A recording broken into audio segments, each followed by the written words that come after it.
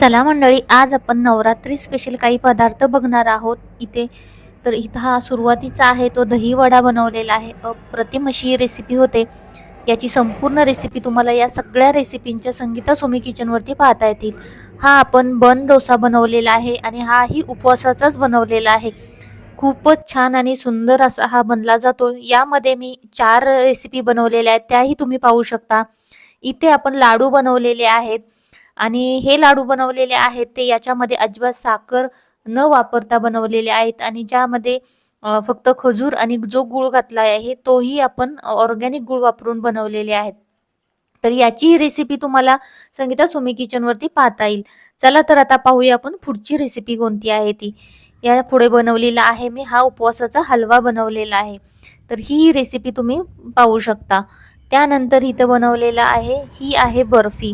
ही नारळाची बर्फी बनवलेली आहे ओल्या नारळापासून. अप्रतिम अशी झालेली आहे आणि तुम्ही ही कशी बनवायची, काय प्रमाण आहे त्याचं डिटेल रेसिपीमध्ये मी सांगितलेलं आहे. तर तेही तुम्हाला पाहता येईल आणि ह्या नवरात्रीमध्ये अशा पद्धतीची बर्फी तुम्ही बनवू शकता. जेव्हा पण ओलं खोबरं आपल्याकडे शिल्लक राहतं त्यावेळेस तुम्ही अशा पद्धतीची बर्फी बनवून ठेवू शकता. चला तर पुढची रेसिपी आहे ती कन्यापूजन भोगसाठी बनवलेले काळ्या चण्यांची भाजी.